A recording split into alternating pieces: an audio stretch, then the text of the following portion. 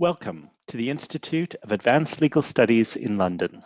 My name is Carl Stitchens and I'm the Director of IELTS. It's my pleasure to welcome you today to the Director's series of seminars, a series of regular events on the Institute calendar.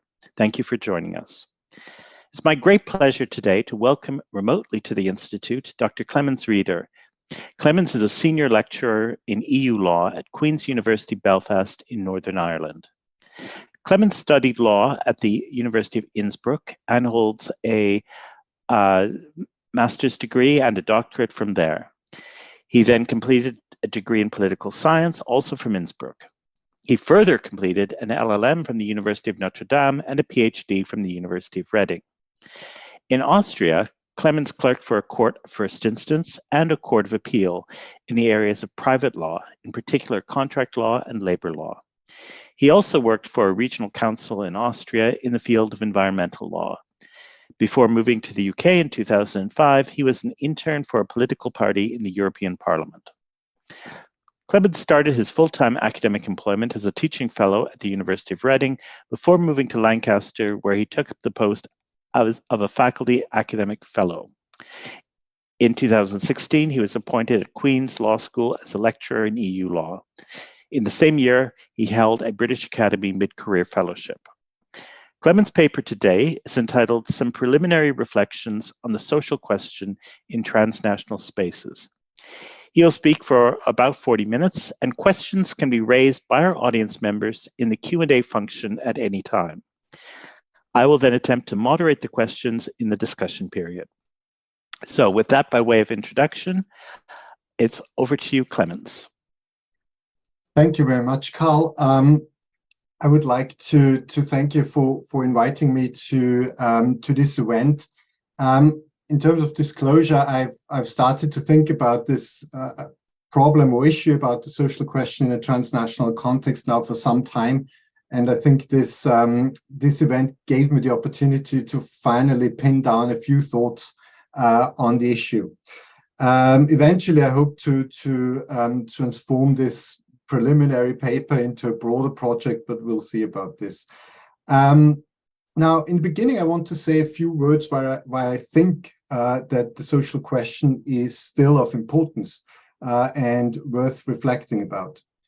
I think at its core, the social question tries to address the issue and problem of social harm. When we talk about social harm, what we think about here is harm that is exercised or comes about through the system in place. So Johan Galtung talked about structural violence in this context. So in other words, the social question, I think, is an attempt to address social harm and thereby the vulnerabilities people have. I'm particularly interested in the vulnerabilities people experience as a consequence of the operations of the market here. Although I think increasingly one could make an argument that social harm also exists and harm in general because of this destruction of environment, and eventually the social question may raise questions here as well. If the social question is linked to harm and vulnerability, then I think it should become kind of obvious why the social question is still of relevance. When people are vulnerable, generally that creates a feeling of fear. And fear, as a consequence, usually makes us to exit a dangerous situation. And here I'm following the reasoning of Nussbaum. The problem is if you can't exit because you are living within a society, the fear may turn into anger. And this is then a problem for a society, as we currently see in the context of Trump, for example. We have seen this, and probably Brexit to some extent is equally a testimony of this problem where fear kind of turns into anger. The social question is important in that regard because it tries to achieve some sort of coherence in a society where there's conflict. Often the social question, when it is discussed is with a focus on equality. Feist argues that the social question, and I quote, mainly concerns the perception of and the political mobilization around social inequalities based on norms of equality as unfair or unjust on the one hand, and the legitimation of social inequalities on the other. Now, that equality and inequality is still a big problem, has been elaborated and discussed in great detail by Thomas Piketty in his celebrated book, The Capital in the 21st Century. He shows that there is inequality inside the nation state, but also beyond. Now, what I want to focus today on is, first of all, think a little bit about vulnerability and then move on to the issue of equality as kind of the core pillars of the social question as I see it and what I've developed so far. Now, let me begin by vulnerability. Now, if we were all unbreakable like Bruce Willis, we probably wouldn't need to think about vulnerabilities, but equally we wouldn't need to think about the social question.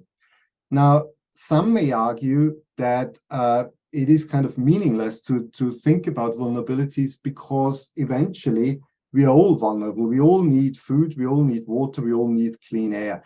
And to some extent that is correct, but I think it's worth having a more nuanced look on vulnerability. So yes, vulnerability is omnipresent, but the vulnerability I'm thinking about, the one which is a consequence of the market and results from the operations of the market, I think is a slightly different constructed vulnerability. And this constructed vulnerability, I think, links then, however, back to this ontological vulnerability we have. So to give you an example, those people who have lower income, who have no job in a market economy, in a market society in particular, will experience more ontological vulnerabilities, more inherent vulnerabilities, because for them it's more difficult to live in affluent areas and get good food and things like this. So I think these types of vulnerabilities kind of reinforce each other to some extent. And so from that perspective, there is a link between these two vulnerabilities, and while one vulnerabilities, inherent vulnerabilities, we could say is omnipresent, everyone is affected by them. The situational one doesn't affect everyone in the same way. And it is this situational vulnerability which I think is the offspring of the market. So this is the vulnerability which is kind of constructed. Now, the issue is when we link now, or that there is a link between, on the one hand side, the market, and on the other hand, situational vulnerability. This link has been described, for example, by Karl Polanyi in his seminal book, The Great Transformation, in which he makes the point, and I quote, the stupendous industrial achievement of market economy had been bought at the price of great harm to the substance of society. So there is clearly an acknowledgement there.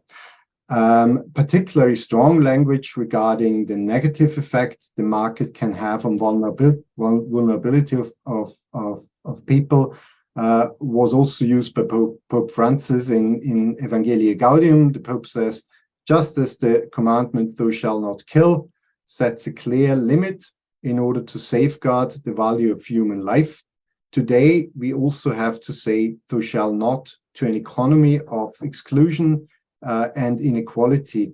Such an economy kills. So there is, again, the theme of vulnerability and inequality. Now, if we look at the reason why the market makes us vulnerable, I think dependency plays a significant role here.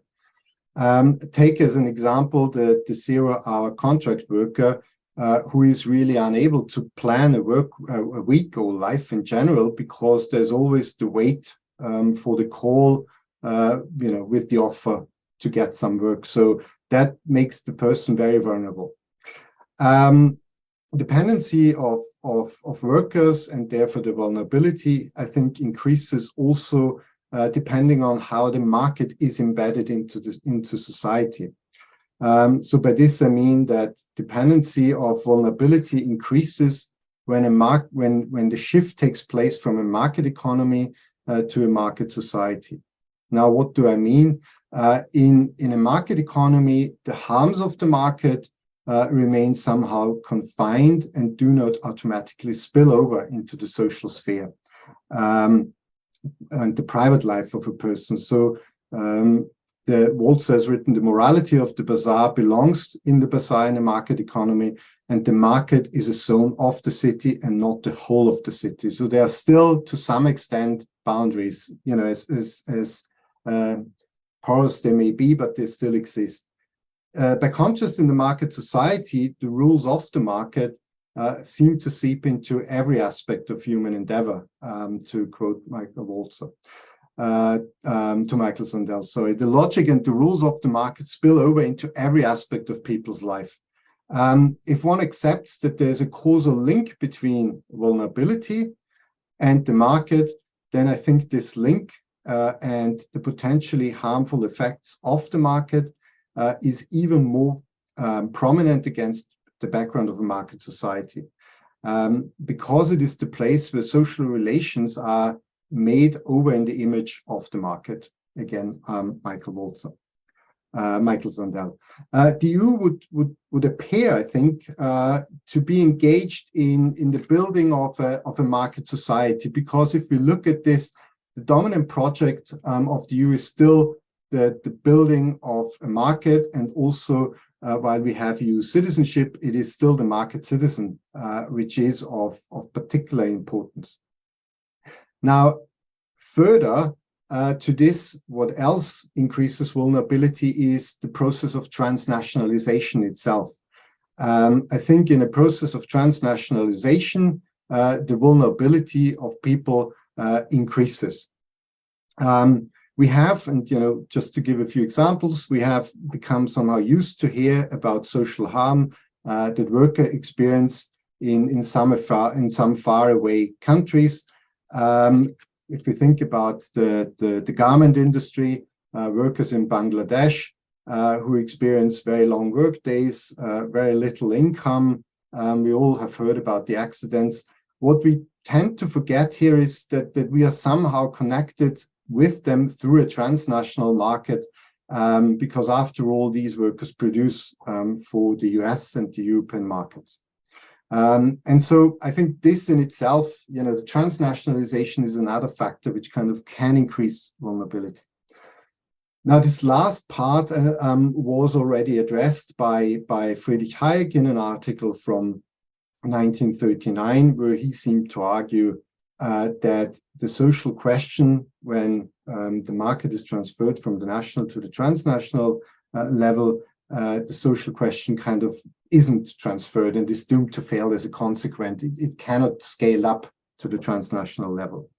Now, if we look at the EU, I think to some extent he's correct and he isn't, and I will say a little bit more about this. At the same time, I would also kind of want to say that the nation state is the savior in our case. If we take Brexit Britain, you know, it's still thriving on neoliberal ideologies, and it's not necessarily that suddenly we live in a social paradise. So from that perspective, it seems to be the case, you know, at least with this particular test case, that one has to be careful to assume that the solution to the problems, you know, come from the nation state necessarily.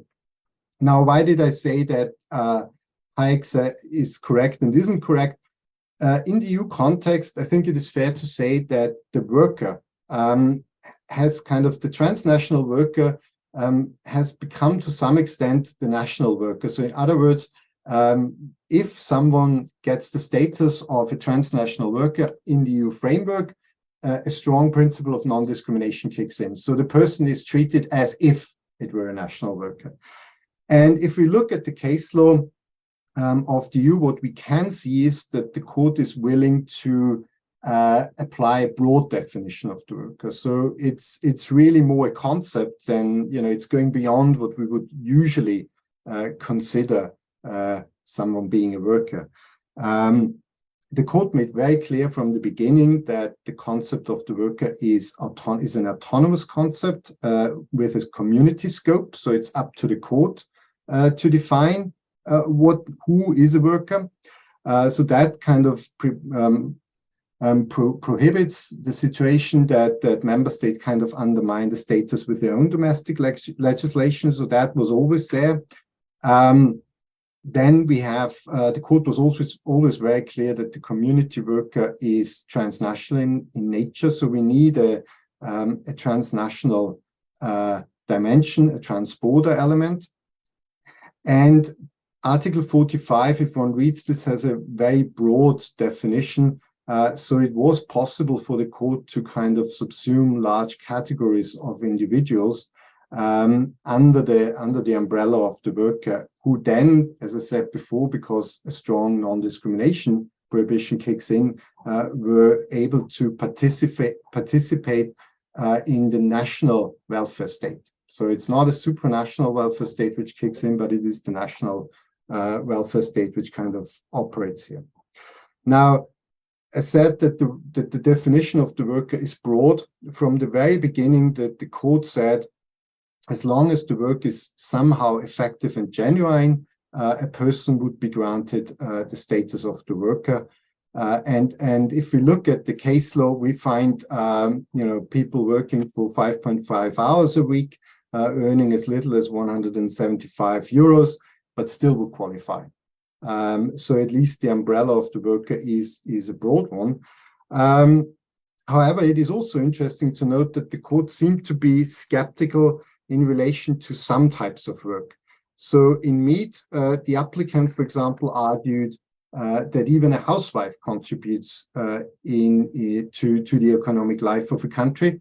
In this case, neither the court nor the Advocate General engaged with the argument, but the applicant didn't get the status of the worker. In Betray, the court was skeptical whether a person who would participate in rehabilitation and reintegration program, whether they would qualify for the status of the worker. And here the court said in Betray, no, you can't qualify because these programs do not fulfill the principle of the market. So it seems to be the type of work here which kind of ruled out the application of the worker. Now, the court was criticized for this in Fenol, a later case also dealing with rehabilitation. The court seems to change its approach, and the court seems to be willing to restrict Betray. So Fenol is a case where the court said that even rehabilitation work has is of a certain economic value. So here we go. But the issue is, with the work, generally the worker, the status of the worker, generally the court is generous, but we have an economic dimension. The other group, which is populating the transnational space, if we will, are EU citizens. And EU citizenship always offered the possibility for the EU, for the project of integration, to overcome the market rationality. So to finally overcome this narrow understanding of what a society is. And at least in the early citizenship cases, one could be under the impression that the court flirted with the idea of disconnecting citizenship from the market. I mean, the usual cases would be, for example, Sala, Grzelczyk.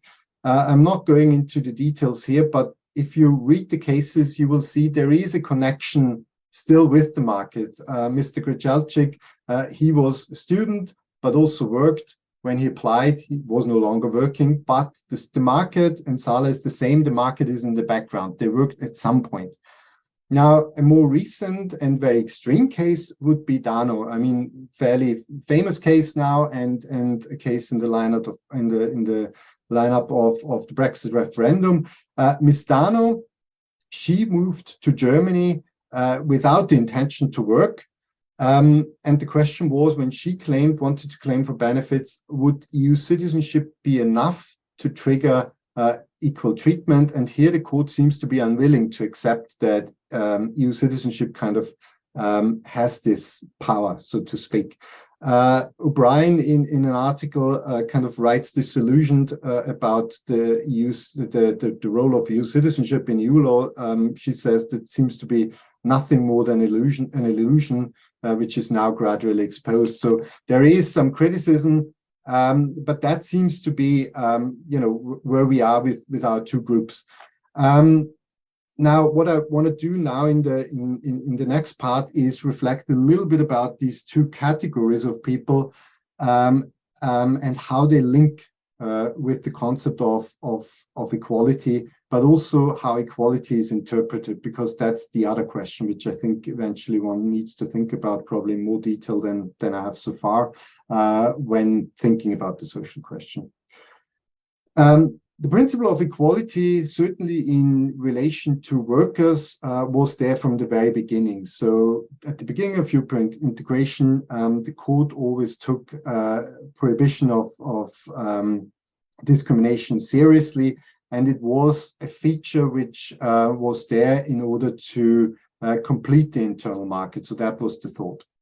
Now, I argue that the EU, the European Court of Justice, when it talks about equality, it mainly means equal treatment. And closely related with equal treatment is this idea of equality of opportunity, which can mean no more than open competition for scarce resources under conditions of equal treatment between persons. So this is roughly what the court and the EU in general thinks about this. Now, the principle of equality of opportunity features also prominently as one of the pillar principles in the European Pillar of Social Rights, which was proclaimed in 2017. The president of the European Parliament, Roberta Metsola, one of the presidents, almost with a charming naivety, has declared that Europe simply means equality of opportunity. The EU's obsession with equality of opportunity, I think, should not really surprise us, because after all, so Alexander Somek argues, and I quote, "It is difficult to imagine a principle that would be better suited to reconciling solidarity and the competitiveness than the principle of equality of opportunity." Now, the link between equality of opportunity and equal treatment has been described by Nagel in the following way. The liberal idea of equal treatment demands that people receive equal treatment if they are equally qualified by talent or education to utilize those opportunities. Now, the question then is, so what do we understand by equal treatment? How can we define it? Now, if we look into the case law of the European Court of Justice, one of the cases would be Rückdeschel. The court argued that the principle of equal treatment requires that similar situations shall not be treated differently unless differentiation is objectively justified. Now, in turn, this means that if circumstances are objectively different, then they can be treated differently without also breaching the principle of equality. So that's in a way, very uncontroversial, I would think, the definition of equal treatment. The problem is, how do we define or capture sameness? So, what kind of similarities count in order to establish or reject equal treatment? That is the problem with this kind of approach, if we understand equality as sameness.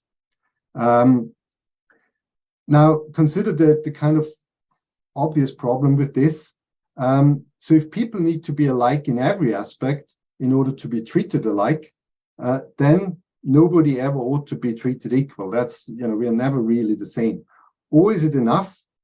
That's the alternative approach. The people share just some similarities. If it is the latter, then equality has the potential to include a wide group of people. If it's the first, it appears to be, very restrictive. So Weston argues, critical of the concept of equal treatment. He says that equal treatment is or equality as sameness is somehow circular because, and I quote, it tells us to treat people alike, but when we ask who like people are, we are told that there are people who should be treated alike. So, we are going in circles here. I think feminism can also shine some lights on the problem we are facing here. The problem is when we talk about equality as sameness, often sameness, or the question becomes, what is the comparator? And from a feminist perspective, often it is still the male. Let me offer two brief examples. First, in Canada, there were standards for forest firefighters. They were modeled along the lines of male physiology. So that made it more difficult for women to cross that hurdle. When the rule was finally then challenged, the Court of Appeals argued that changing the standard for women would introduce reverse discrimination and be unfair against men. The Supreme Court of Canada, however, overturned that decision of the lower court.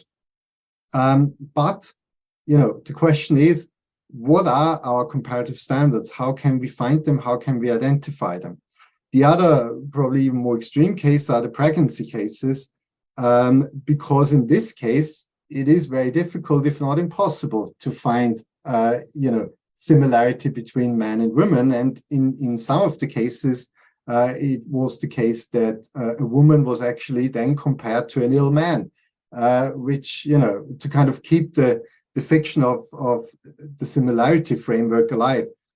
Based on that point, I think one might be forgiven to conclude with Weston that the principle of equal treatment and equality as sameness is a pretty empty one.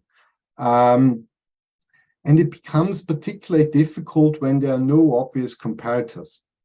The difficulty of finding a meaningful comparator which establishes sameness and therefore equal treatment can also seen to some extent when we start to compare the national with the transnational worker. So what is our comparator there?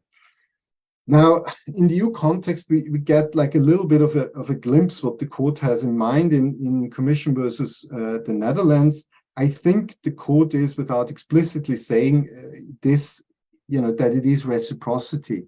The court argues in the case why there's equal treatment. The court says, as regards migrant workers and frontier workers, the fact that they have participated in the employment market of the member state establishes in principle a sufficient link of integration with the society of that member state, allowing them to benefit from the principle of equal treatment as compared with national workers as regards social advantages.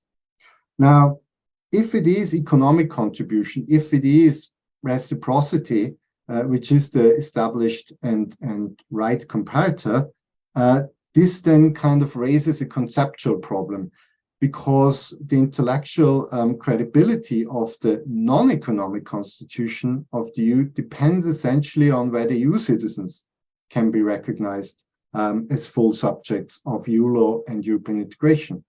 Or are they just mere objects which don't play a massive role?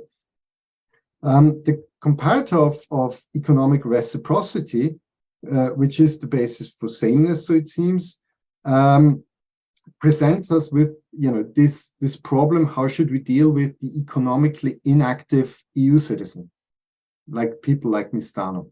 In Rotman, the court seems to suggest that it is possible for a member state to have a special link between its own citizens and the member state. And so it seems to be the case that the member state can retain this special relationship of solidarity and good faith between its own nationals and doesn't necessarily have to expand this to EU citizens as well. So one way, and this is just briefly mentioning this, so one way for EU citizens to have a benefit of equal treatment is through the real link jurisprudence. So basically that people have stayed on the territory for a certain amount of time, comes with all sorts of problems. But that's the way for EU citizens. So there's a waiting time, and you know, they need to be on the territory. Now, in Förster, the court accepted a 5-year waiting period for non-nationals before they were able to get access to a maintenance grant for university. What is interesting, and that kind of confirms the reasoning in Rothman, what is interesting is that the court doesn't seem to have a problem that you know, the Dutch law allowed for a direct link, so no waiting time for Dutch nationals. So the court is talking a lot about indirect discrimination, but kind of avoiding the elephant in the room, that there's actually direct discrimination. But it also suggests that the court is happy, or you know, doesn't challenge this, that you know, some rules seem to put national citizens in a distinct category from EU citizens, at least if this is outside the working sphere, or the sphere of the worker. So that's the problem. Now, as a somewhat different problem from the one I've discussed so far is the question, what should we do if we don't have a comparator at all? So I'm thinking here of jobs which are performed by transnational workers in often very poor conditions. I mean, the Brexit debate brought up all sorts of areas of work where EU citizens work, and you know, and UK citizens don't want to work in. So the question is, how does equality and sameness help if you know, we don't have really any meaningful comparator? And in this context, it is quite interesting. The example of the poultry factories, where you know, some fieldwork was done, and one of the Polish workers says to one of the people who interviewed there, so I mean, find me an English person in the chicken factory. There are none.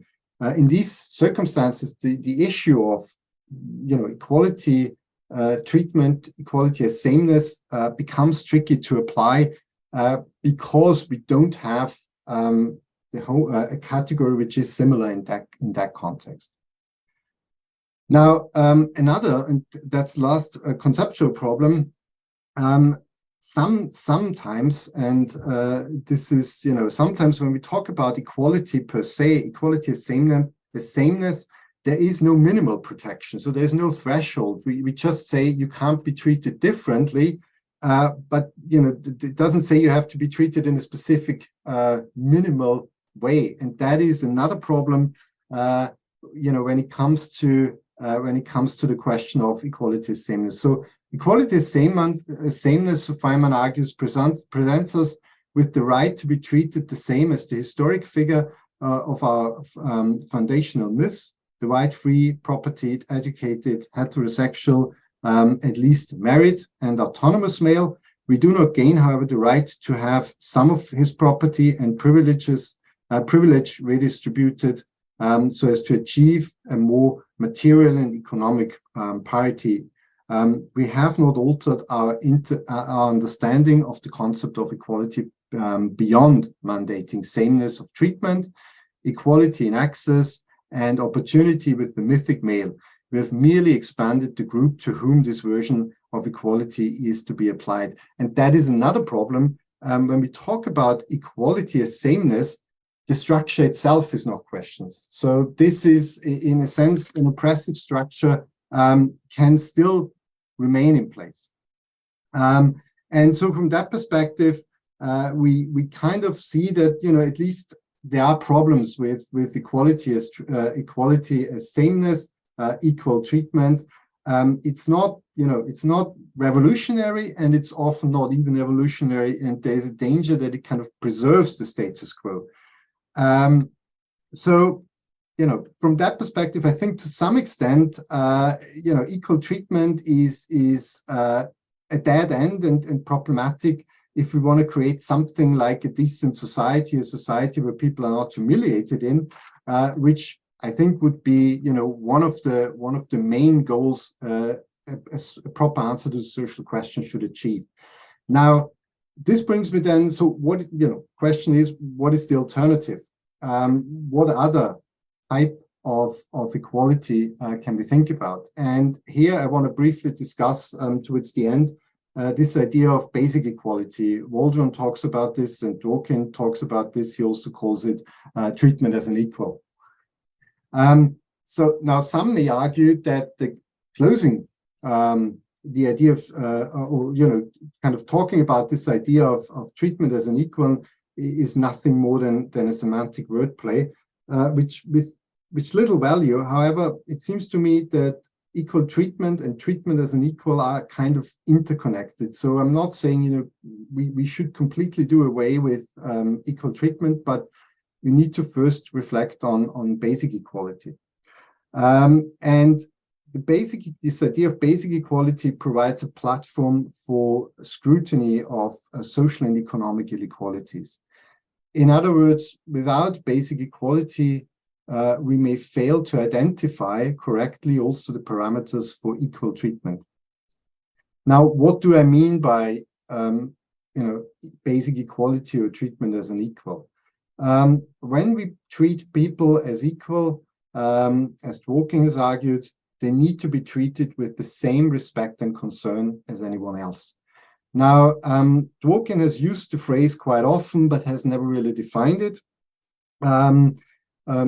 Jeremy Waldron talks about this, and he kind of clusters the principle together with equal worth. He talks about equal worth, equal concern, respect, and human dignity. According to him, all of these principles cluster together and form the body for basic equality. And so I think, you know, it is a slightly different emphasis, and it kind of, I think, clarifies to some extent what basic equality entails. Now, basic equality doesn't necessarily mean that, you know, everyone gets what they want. And it also doesn't certainly mean that, you know, it is equality of result. But what it means is, I think, that interests need to be taken seriously. So the interest of people who are involved need to be taken seriously. So a policy can invoke objectionable lack of concern for some people because it is justified in a way that it does not give their interests sufficient weight in relation to other values, or because it gives these interests less weight than the similar interests of other people. Now, let me briefly come back. I want to kind of clarify this a little bit with two cases. Briefly, Dano, I've already mentioned. Now, if we look at Dano, the case and the rationale here is basically pure equal treatment. And as a consequence, the court said, you know, you are not benefiting from this because you are not, if we compare sameness, reciprocity, what we talked before, Dano doesn't come under the umbrella, and therefore equality as sameness doesn't kick in. Now, a more recent case, the Northern Irish case, is one of the last cases which reached the European Court of Justice from the UK, is the CG case. Now, in this case, I think, you know, there is the potential for basic equality. Briefly, what is this case about? The case dealt with an unemployed mother, an EU citizen, who found herself in an abusive relationship and applied for universal credit in the UK. The judgment itself, I think, can be divided in two parts. The first part, again, equal treatment, and the mother was not successful. We don't need to talk about this. But in the second part, the court, interestingly, then introduces the idea of dignity, Article 1 of the Charter. Now, what the court doesn't do is also talk about Articles 20 and 21, which deal with non-discrimination and also with equality. And I think this would be, you know, if we talk about basic equality, I think dignity and thoughts of equality would need to come together in order to kind of, you know, change the approach, what we understand by equality. Now, if the court, you know, walked along that path, I don't think it would enter uncharted territory, because other national courts, Supreme Courts, have already done so, bringing together dignity, considerations of dignity and equality. For example, the Israeli Supreme Court has done so. And so from that perspective, I think there would be not necessarily anything revolutionary here. However, at this point, we don't know where the court is going with this. All we have is the CG case, and it kind of stops, and the court could go back to more conventional approach with equal treatment or elaborate more on that. For some, this is frustrating, and to some extent, I think what the court is becoming here is a minimalist court, and the minimalist court, to quote Sunstein, knows that there's much that it doesn't know. It is intensely aware of its own limitations, and I think the court, is very careful in this field to kind of become too clear. So it decides on narrow grounds and avoids kind of clear rules and final solutions and resolutions.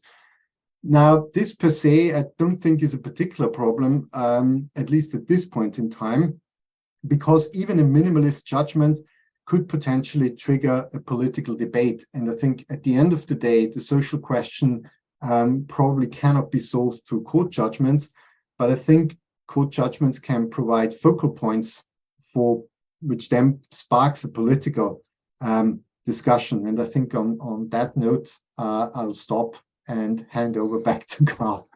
Thank you very much for your patience. Not at all. Thank you very much, Clemens, for a really fascinating paper. And questions from our audience are welcome at any point in the Q&A function. But I want to kick off, and I kind of want to take you through my questions. Kind of take you through the analysis of the paper and go back to the beginning and your discussion about vulnerabilities.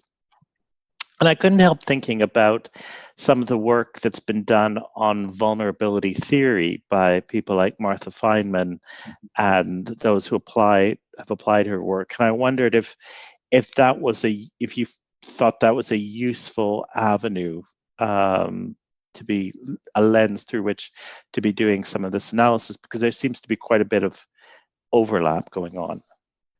I think her work is quite useful in that sense that it kind of has a critical, that it provides a critical analysis of the neoliberal principles, in the sense that we seem to almost blame the victim in that sense without ever challenging, and I think that was my takeaway, without ever challenging the system in place, or the structure in place. So from that perspective, I think it is a tremendously useful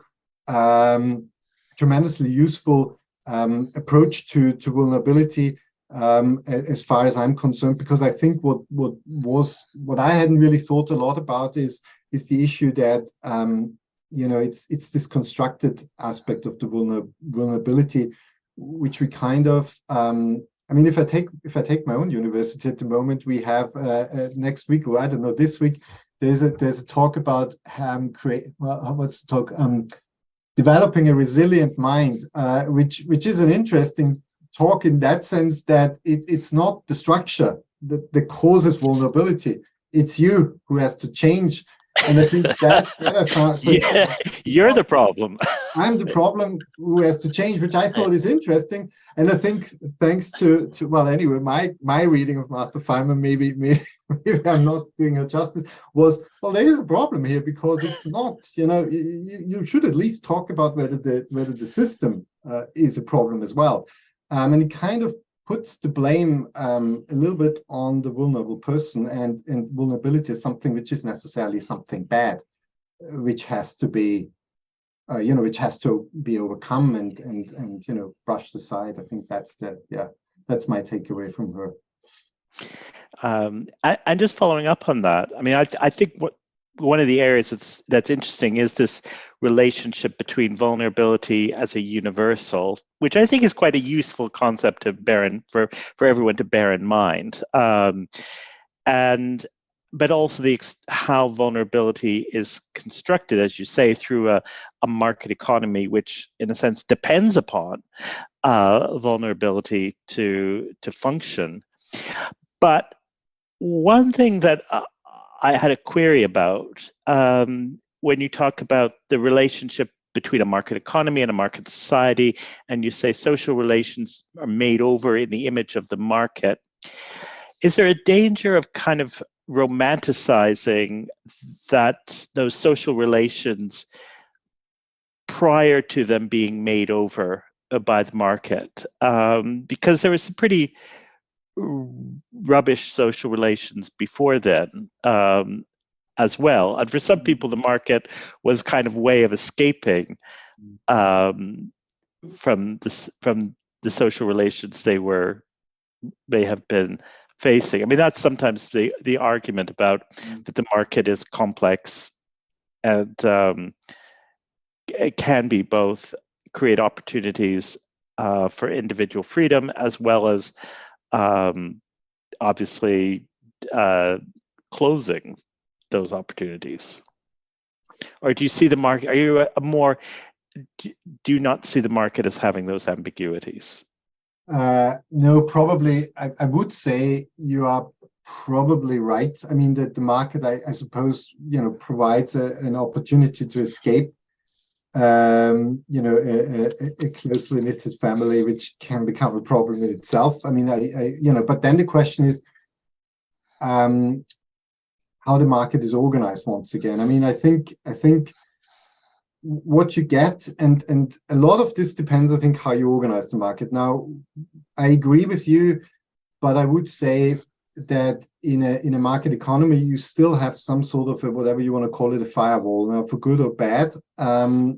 And whereas in the market society, that is lacking.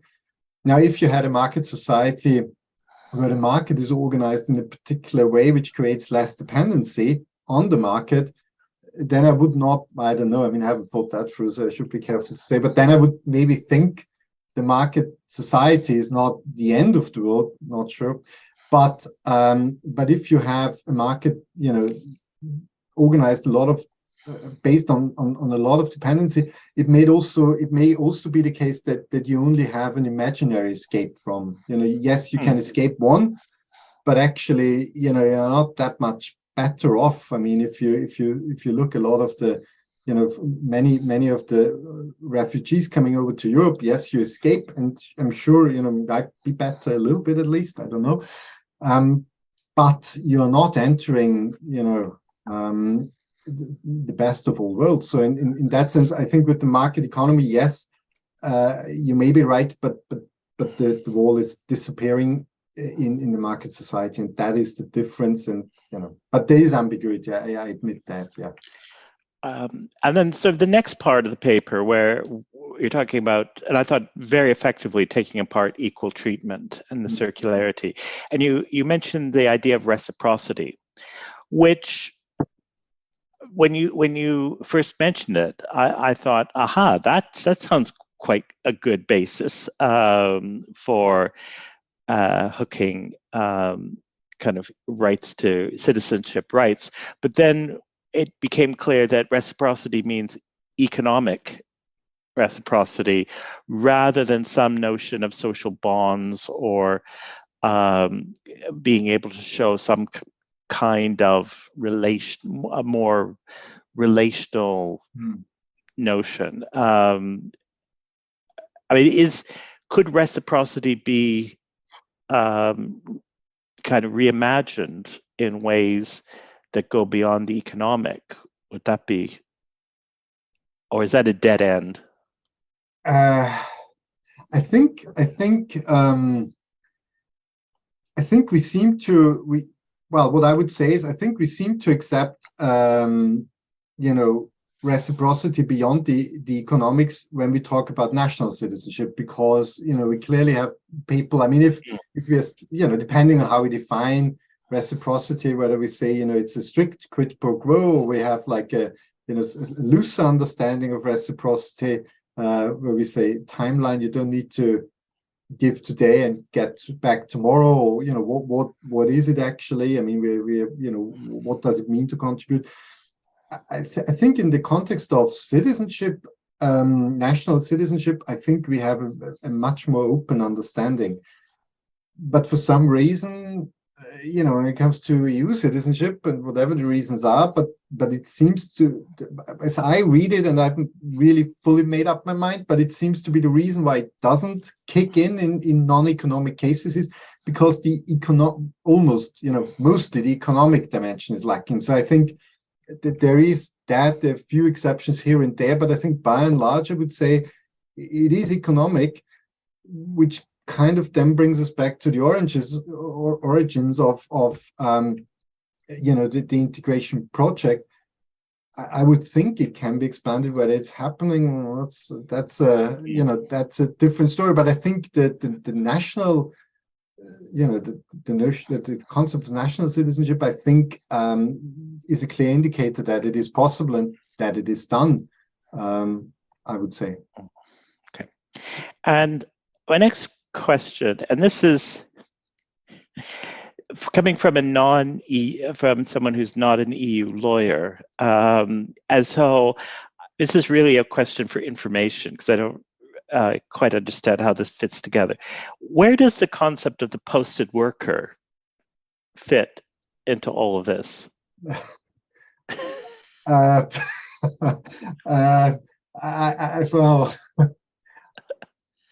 Well, let's put it this way. I would say, since you're a non-EU lawyer, I can get away with something maybe, but yeah. I could say it probably fits in with the worker narrative. I would say. I mean, my take on this would be, you would fall under the umbrella of the worker. So from that perspective, you are contributing, in a sense. It's maybe a little bit of a mixed form because you're almost a bit more transnational in that sense. Mm. But I think you would be an obviously economically contributing person where you have the economic reciprocity. So I think from that perspective, I would say, it fits in there. I mean, really, I asked that question simply to impress you that I knew the concept of the posted worker. Yeah, no, so it's not lost on me. Yeah, no, I was.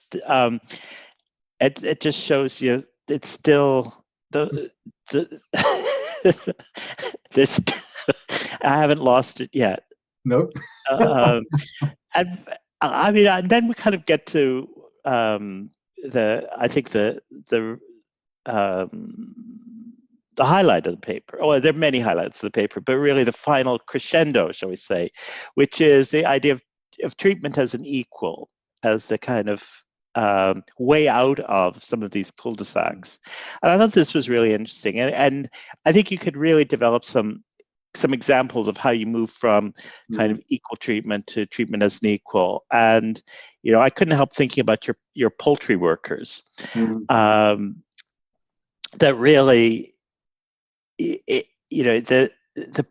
issue in a sense is that there aren't. The issue isn't so much that there aren't any Brits in the chicken factory, but that it's a terrible job to work in a chicken factory, and people who work at chicken factories are not, that's not a dignified life. So, and this kind of made me think of some of the comments coming out of the National Conservatism conference this week about how Brits need to go work in the chicken factory. That's the solution to the problem. But that's never not framed. Although, I mean, I think in some of the early kind of pre-referendum discourse, this was sometimes framed as driving wages up and working conditions up. It's interesting now, I think, in this discourse, that's kind of lost, that notion of treatment as an equal and dignity. Now it seems to be much more Brits should go work in the chicken factory, which is still going to be an undignified place with terrible working conditions. So it certainly doesn't seem to be leading us to treatment as an equal as a way forward. I think there are a few things. I mean, I think there are various, interesting points, because equality, of course, if we say equality requires a political system to take interests seriously. Now, if we take pre-Brexit, we say, a lot of whatever, EU workers or whoever foreigners are working in this area, even if you give them some sort of equal treatment, but no one domestic more or less is working in this, there's also no push. So, we're back to, well, there's no interest in improving the conditions. Now, of course, in the scenario now, where suddenly people are asked to fill these positions, the question then becomes, first of all, one of the problems with equal treatment, as I briefly touched upon, is, yes, there's no bottom line for standards. So in that sense, if a Brit worked there and has the same, or whoever, it's the same, equality is sameness, the box is ticked, but it doesn't tell you what level we are, and that is a problem. And as you say, it's still not a dignified job. And so from that perspective, there is the problem that equality as sameness doesn't really solve that issue. Now, what will be interesting to see, if suddenly everyone has to start working in a chicken factory, whether, if this is a problem of equality among national citizens, whether that then suddenly triggers a political push for change, because it's suddenly now, whatever you want to call it, domestic group, but, we'll see about this. But I think that the main problem, as you point out, equality as sameness doesn't really help us to establish what is dignified, or what is the bottom line of treatment. Now, you could say, actually, because it's also interesting how this sort of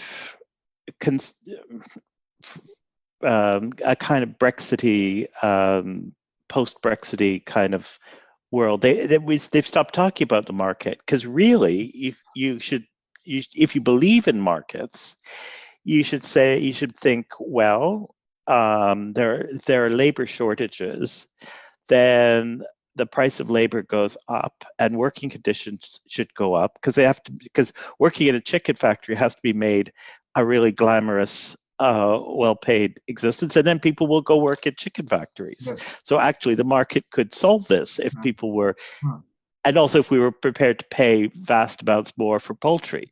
Yeah.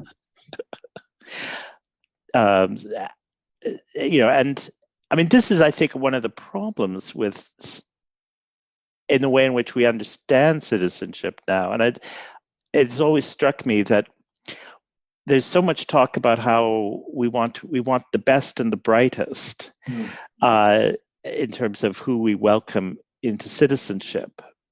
But actually, there will be amongst many of those people, there will be the least kind of sense of real social reciprocity forthcoming. That because this would be the kind of global citizen who isn't really connected to anywhere, whereas actually it's the opposite from the best of the citizen who is far from the best or the brightest, but who will actually form those social bonds of reciprocity that would make them a true, what one would think of as a citizen. You see, I mean, that's an interesting point, because I took the example from the poultry factory. I was at a conference and someone presented an empirical paper on workers, EU workers in the north of England. And I mean, the examples she gave in this, how things are done in these poultry factories and how people live. I mean, at one point you asked the question why they are not leaving. You're treated like, you're from Poland, Romania. I mean, surely, now why do you not leave? And many of them, they have their roots now. and they stay. I mean, as badly treated as they are, and as horrible the job is, they stay on. And this is, they are connected and not connected, because in some of these villages they are not particularly welcome, but they still feel that they are connected. Whereas if you think, of the globalist who dips in and out and is works for a few years here and then moves on to the next.